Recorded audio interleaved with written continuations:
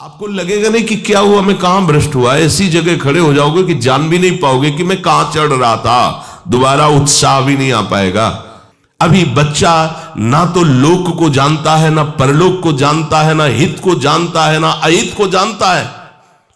अभी उसका ब्रह्मचर्य किसी काम लायक नहीं हुआ और वो उतर गया व्यभिचार में। क्या होगा उसका जीवन? अगर आप वाणी में संयम में रहते हैं ना, वो और भजन करते हैं और सत्य बोलते हैं, तो आप जो बोलेंगे वही होगा। श्रवणेंद्री से गंदी बातें सुने, वाणी से गंदी बातें बोले, रसेंद्री से गंदा भोजन करें और सोचे ब्रह्मचर्य रह जाएंगे, तो बिल्कुल नहीं, कदापि नहीं। ब्रह्मचर्य कोई खिलवाड़ नहीं है। अब जो इस मार्ग पर, अध्यात्म मार्ग पर, आनंद मार्ग पर चलना चाहते हैं, तो उनको एक इंद्रिय के संयम के लिए पांचों इंद्रियों पर संयम करना होगा। ज्ञान इंद्रियों पर एक बात सुधारने के लिए ब्रह्मचर्य का रक्षा तभी वो उपासक कर सकता है जब सर्वतोभावेन ब्रह्मचर्य होगा।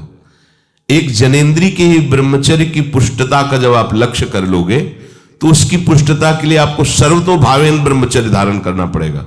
सर्वतोभावेन नेत्र का ब्रह्मचर्य, जो नेत्र किसी को भी देखकर भोग कामना कर लेते हैं, भोग बुद्धि से देखते हैं वस्तु को, व्यक्ति को, किसी को भी, ये नेत्र से व्यभिचार हो रहा है। इसीलिए सावधान रहना चाहिए।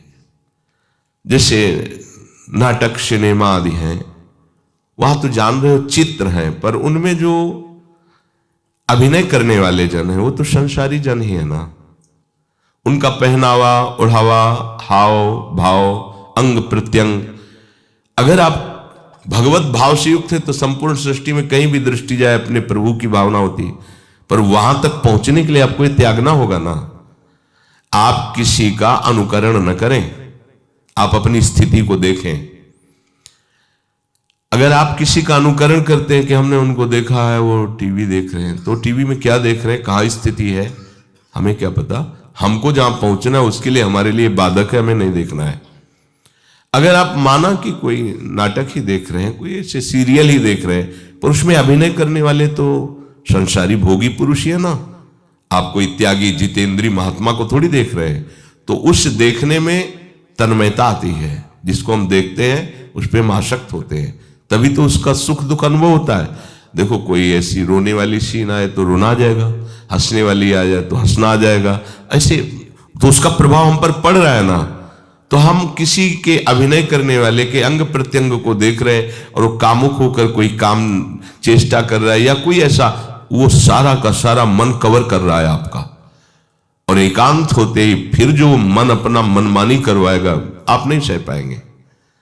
इसलिए नेत्र का ब्रह्मचर्य सबसे पहले शुरू कीजिए।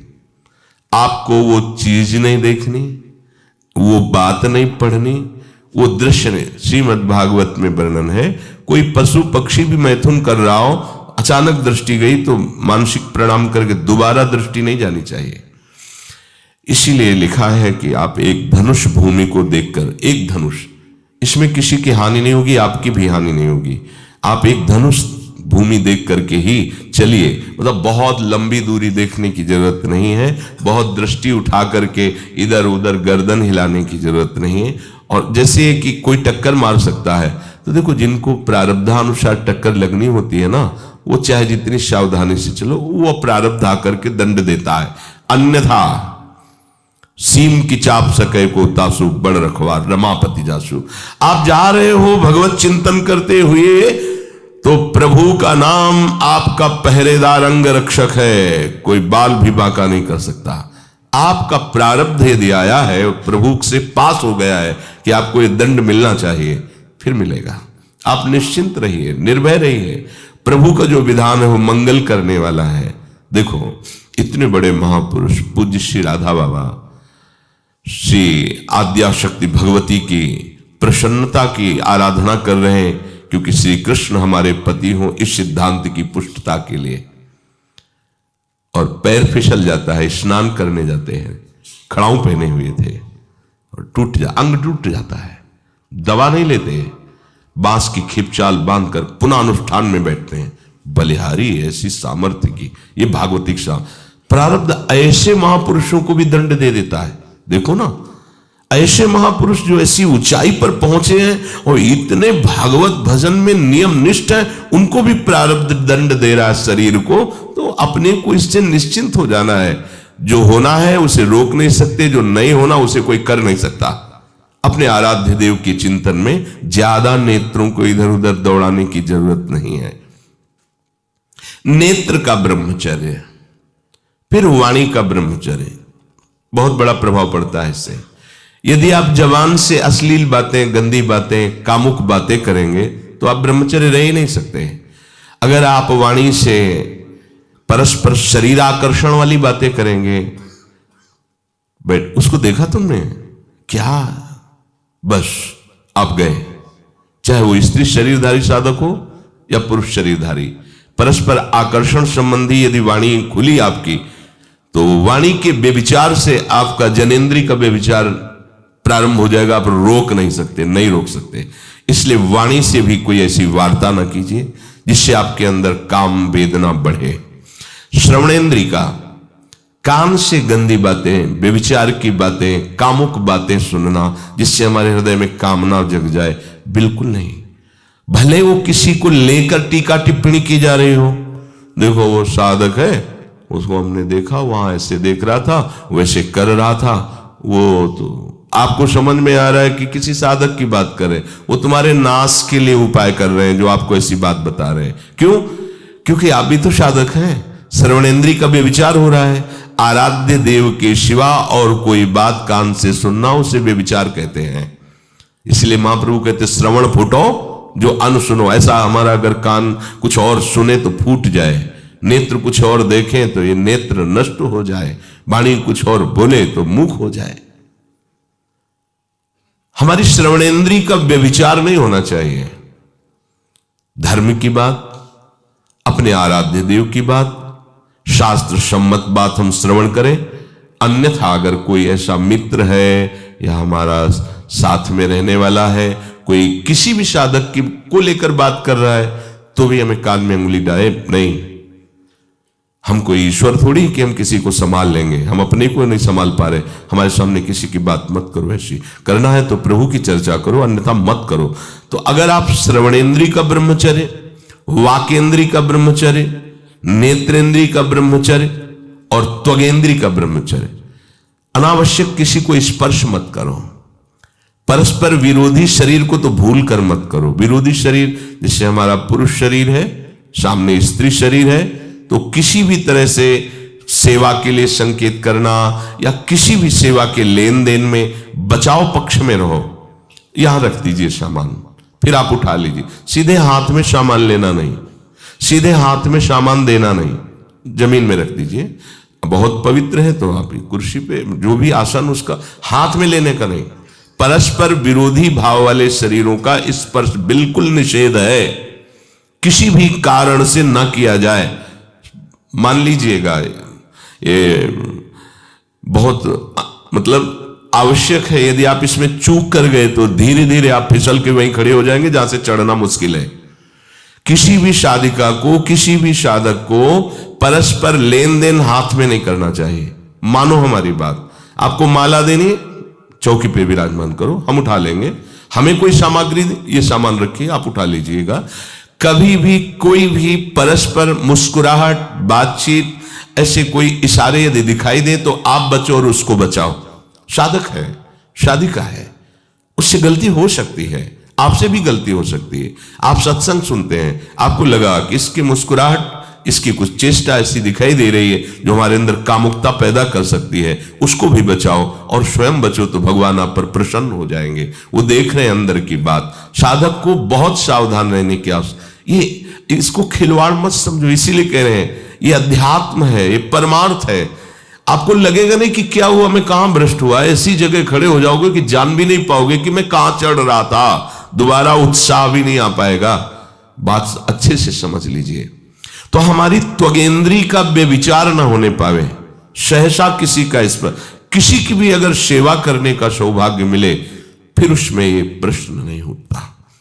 अगर कोई गिर आप पड़ा है, भला ऐसी स्थिति में कि मुझे अत्यंत आवश्यक है उसे उठाना, अगर नहीं उठाते तो वो कष्ट पा रहा, अचानक कोई गिर जाए, फिर हम ये नहीं देखेंगे, फिर ये हम सूत्र नहीं स्वीकार करेंगे कि अब हम तो ब्रह्मचारी हैं, अब हम खड़े खड़े देख, नहीं, उसको अत्यंत आवश्यकता है हमारी। अब उस समय हम भूल गए अपने आप को और उसको उठा करके अगर हमें अस्पताल ले जाना, अस्पताल ले जाएंगे, जरूरत है हम उसकी सेवा करेंगे। सावधान, वो भगवत भाव से की हुई सेवा तुम्हारे अंदर आध्यात्मिक शक्ति पैदा करेगी, काम भावना नहीं पैदा करेगी। हमारी मां बीमार हो और हमें उसे पता चला कि शौच कर दिया है, हमें शौचाना पड़े, हमें उसका मल धोना पड़े, तो क्या हमें काम जागृत हो जाएगा? क्या मेरी मां है। हमारी बुद्धि कभी ऐसी नहीं होगी। आपका पिता है, आप लड़की हो, कोई दूसरा रह नहीं गया और वो बीमार है, आपको ऐसी क्या काम जागृत हो जाएगा? क्या अगर ऐसी सेवा में काम जागृत होता तो कोई नर्स ही अस्पताल में नहीं होती। हर सेवा उसको करनी होती है, नर्स को, चाहे वो स्त्री शरीर हो चाहे पुरुष शरीर हो, परस्पर विरोधी शरीरों की सेवा, पर कहीं काम थोड़ी जागृत होता, क्योंकि उसको अपने सेवा धर्म से मतलब है।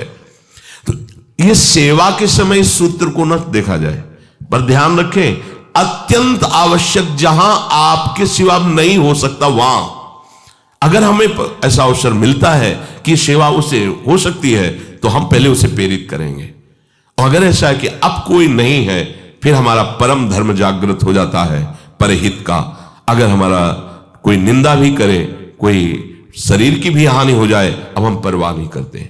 परहित शरीर से धर्म नहीं भाई, इससे बड़ा कोई धर्म नहीं है। पर ध्यान रखें, भगवान को साक्षी करके ये उस समय की बात है जहां बिल्कुल कोई अब गुंजाइश नहीं रह गई है।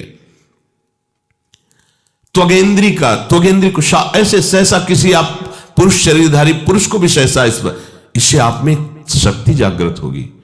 यदि आप वाणी को मौन रखते हैं और भगवान नाम जप करते हैं और सत्य बोलते हैं, तो आप जब कभी जो कुछ भी बोलेंगे वैसा ही सत्य होगा। गांधारी जी ने कोई तप नहीं किया था, जब सुना कि मेरा ब्याह धृतराष्ट्र से हो रहा है जो बाह्य नेत्र रहित है, उसी समय पट्टी बांध ली कि जब मेरा पति संसार को नहीं देख सकता तो मैं भी संसार को नहीं देखूं, जब मेरा पति मेरे रूप को नहीं देख सकता तो मैं भी किसी के रूप को नहीं देख, पट्टी बांध ली थी। जब महाभारत का युद्ध चल रहा था, बड़े बड़े वीरों को मार गिराया जा रहा था, गांधारी ने दुर्योधन से कहा, सुन, मुझे पता है कि भीम की गदा को तू झेल नहीं पाएगा, क्योंकि सबसे बड़ी बात भगवान का वरद हस्त उनके ऊपर है। दूसरी बात, वो पवन पुत्र है, वो जब अपने आवेश में आ जाएगा तो तेरी सामर्थ्य नहीं कि उसकी गदा के प्रहार को तू सह सके, पर मैं तुझे शक्ति प्रदान करूंगी। मैं एक पतिव्रता हूं, आज तक कभी पति का वरण करने के बाद कुछ देखा नहीं है। मैं अपने नेत्रों की पट्टी खोलूंगी, तू नंग होकर मेरे सामने आ जाना। मेरी दृष्टि पड़ते ही वज्र का शरीर तेरा हो जाएगा, किसी के सामर्थ्य नहीं कि तेरे उस अंगों को तोड़ सके। भगवान सब कुछ जानने वाले हैं। भगवान भक्त पक्षपाती होते, भगवान का स्वभाव भक्त का पक्षपात लेना होता है। वो अपने महल से कॉरिडोर से जा रहा था गांधारी जी के पास, भगवान आ गए चट से, तो तुरंत उसने हाथ ऐसे लगा लिया, मुझे शर्म आनी चाहिए यार, तो हस्तिनापुर के सम्राट पद पर अभिषिक्त होने के लिए तैयारी कर रहा है, नंगे घूम रहा है गली में। उसने कहा, गली में नहीं, मां के सामने जा रहा है। अरे कोई बच्चा है, ऐसे जाया जाता है मां के सामने? उसने कहा, मां ने कहा है कि हम पट्टी खोलकर तुम्हें देख लेंगी तो तुम्हारा शरीर वज्र का। चलो माना, मां की आज्ञा का पालन करो, तो थोड़ा इन अंगों को तो ढक लो, तुम तो बड़े हो, कोई बच्चे थोड़ी मां के सामने ऐसे चले जाओगे, ढकना चाहिए तुम्हें। वापस कर दिया। वो यहां ऐसे पत्तों से ढका, वस्त्र नहीं पहना, मां की आज्ञा ऐसे पत्ते से ऐसे कमर से ऐसे ढक लिया, पीछे आगे ऐसे। गांधारी जी ने पट्टी खोली और जे ही देखा पूरा शरीर वज्र का हो। तो ये क्या किया तूने, कमर में क्यों बांध लिया? बोले शर्म लगती थी। कैसे आपके? बोले यहीं से मारा जाएगा, भीम की गदा का प्रहार तेरी इसी जंघा और कमर को तोड़ देगा, तेरी मृत्यु। मान गई, प्रभु के विधान के आगे किसी का बल काम नहीं करता। गांधारी, ये केवल आंख में पट्टी बांधने की सामर्थ्य थी कि मेरा पति यदि अंधा है तो मैं भी किसी रूप को नहीं देखूंगी। अगर आप वाणी में संयम में रहते हैं ना, वो और भजन करते हैं और सत्य बोलते हैं, तो आप जो बोलेंगे वही होगा। पर ऐसा कुछ अनर्थ वो बोलता ही नहीं, क्योंकि ऐसा संयमी जान जाता है कि इन सब का फल भगवत प्राप्ति है, किसी को कष्ट देना नहीं है। एक एक इंद्री का जब आप ब्रह्मचर्य संयम करोगे तब आपका वीर संयम होगा। ध्यान रखना, आप नेत्रेंद्री से गंदे चित्र देखें, श्रवणेंद्री से गंदी बातें सुने, वाणी से गंदी बातें बोले, रसेंद्री से गंदा भोजन करें और सोचे ब्रह्मचर्य रह जाएंगे, तो बिल्कुल नहीं, कदापि नहीं। ब्रह्मचर्य कोई खिलवाड़ नहीं है। जो ये तो हुआ इंद्रियों का, फिर आता है अंतःकरण का ब्रह्मचर्य। हमारा मन काम की तरफ तभी जाता है जब उसको निज सुख नहीं मिलता। ध्यान रखना, सृष्टि में जितने भी दुर्गुण दुराचार होते हैं उनमें दो प्रधान होते हैं, एक काम भोग और एक धन, और सब छोटी मोटी बातें हैं। प्रायः जितने भी हिंसा होंगी, जितनी भी भयानक घटनाएं होंगी, भयानक युद्ध होगा, उन दो में अंतर्गत ही होगा, दो के अंतर्गत ही होगा। या उसका कहीं ना कहीं काम से संबंध, स्त्री संबंध से या धन संबंध से है। चाहे जो भी घटना हो उसको देख लेना, प्रधानता दो में ही होगा, कंचन और कामिनी। कीर्ति में कीर्तिवान तो कोई कोई बिरले ही होते हैं, तो वो तो बहुत आगे की बातें हैं। पर प्रायः जितने भी युद्ध हैं, जितनी भी हिंसा है, जितना भी भयानक कुकृत्य है, इन दो में ही होता है। उपासक को ये बात समझनी चाहिए, मन को समझाना चाहिए, सच्ची मानी। मतलब वाणी में शब्द नहीं होता इन बातों को बताने का, यदि कहीं मन को समझाना चाहिए। देखो, अपने लोग उपासक हैं, हम जहां जहां आसक्त हो रहे हैं उसमें हमारे मन का केवल भ्रम है। शरीर के द्वारों में कहीं सुख है, घृणित द्वारों में कहीं सुख है। अगर सुख होता तो इनके भोगने के बाद हृदय कह देता कि अब कछुनाथ न चाहिए मोरे, शांत हो जाता। फिर ऐसा क्यों होता है कि उसको एक जगह तृप्ति नहीं होती, क्योंकि वहां सुख है नहीं। फिर सोचता है शायद उसमें हो, उसमें हो, उसमें हो। पूरे के पूरे युग के युग व्यतीत हो गए, कल्प के कल्प व्यतीत हो गए भोगते हुए, क्या सुख मिला? क्या स्त्री शरीर सोचता है पुरुष शरीर में सुख है, पुरुष शरीर सोचता है स्त्री शरीर में सुख है, या आदि आदि। अगर सुख होता तो पूरे ब्रह्मांड में पशु पक्षी कीड़ा मकोड़ा सब मैथुन धर्म से युक्त है, ये सब सुखी हो जाते हैं ना। जो जितना भोगा सकते उतना ही दुखी। देख लो, अशांत, क्लिष्ट, परेशान और पापाचरण युक्त, ये क्या है? मन को समझाइए। वैरागी भगवत मार्ग का पथिक मन के द्वारा ऑपरेशन करता है हर वस्तु का। ये सब, इसको ऐसा ना समझे कि बड़ी गुप्त बातें हैं। गुप्त बातें हैं प्रिया प्रीतम के दिव्य चिदानंद में रहस्य की, ये गुप्त बातें नहीं, इनको समझो खोल करके। यदि आप किसी भी तरह से हस्तमैथुन आदि के द्वारा, गंदे दृश्य देख करके, गंदी क्रियाओं के द्वारा आप अपना नाश करते रहेंगे, तो ना आप इस लोक में सुखी रहेंगे ना परलोक में। मान लीजिएगा, ये बातें ना तो कही जाती हैं और ना सुनी जाती हैं और ना समझी जाती हैं। इसीलिए हमारा बहुत ही आगे की पीढ़ी जो सनातन धर्मावलंबी, जो भागवत, हर देश से महान भारत देश को क्यों कहा गया? ऐसा भी है कि अन्य देश स्वीकार किया जाता है कि हमसे धनी है, स्वीकार किया जाता है कि वैज्ञानिक तत्वों में भी वो हमसे आगे हैं, पर भारत को महान धर्मशाली देश कहा गया है। कोई भी किसी भी देश का धर्मगुरु हो हमारे देश में आएगा और हमारी ऋषियों के सूत्रों से ही अपने धर्म को पुष्ट करेगा। साप का मूल जड़ भारत धर्म का है। कहीं भी हो, कहीं भी देख लो, चाहे जिस देश का नाम लो, कहीं ना कहीं किसी भारत के ब्रह्म ऋषि की छाप लेकर के डोल रहा है। भारत भोग प्रधान देश नहीं है, भारत धर्म प्रधान देश है। यहां धर्म गुरुओं के द्वारा धर्म स्थापना करके चलाया जाता है। यहां आज जो हम समझ रहे हैं कि बाहरी परिपाटी हमारे भारत में आ जाए तो भारत आधुनिक और सर्वश्रेष्ठ देश माना जाएगा, कभी नहीं। भारत अपनी परिपाटी से चलता है, तब सब देशों के ऊपर राज्य करता है। किसी भी देश में न पतिव्रता मिलेगी न यति मिलेगा, ब्रह्मचर्य का कहीं नामो निशान नहीं मिलेगा। ये भारत देश में ही मिलेगा। यहां ब्रह्मचारी मिलेंगे, यहां सती मिलेंगे, यहां प्राणपण से धर्म का पालन करने वाले मिलेंगे। अब हमारे जो नई पीढ़ी है वो आधुनिकता को स्वीकार कर रही।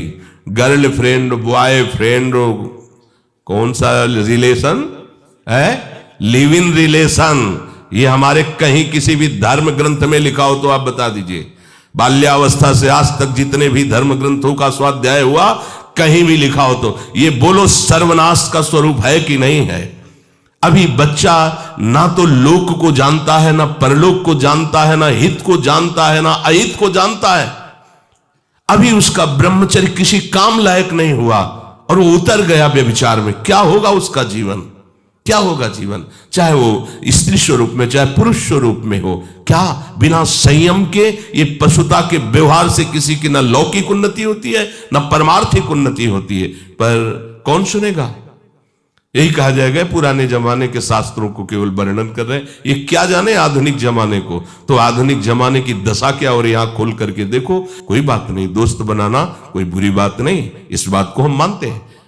स्त्री शरीरधारी पुरुष शरीर को मित्र बना सकता है, कोई दोष नहीं।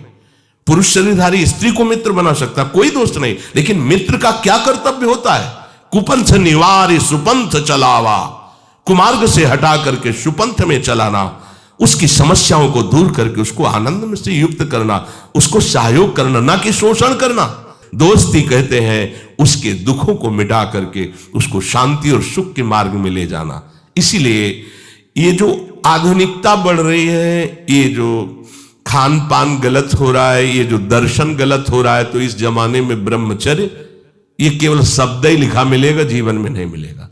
नए नए बच्चे व्यसन कर रहे हैं, नशा कर रहे हैं, गंदे आचरण कर रहे हैं, क्या होगा, कैसे आगे कोई समझेगा शास्त्र क्या है, धर्म क्या है, बल क्या है।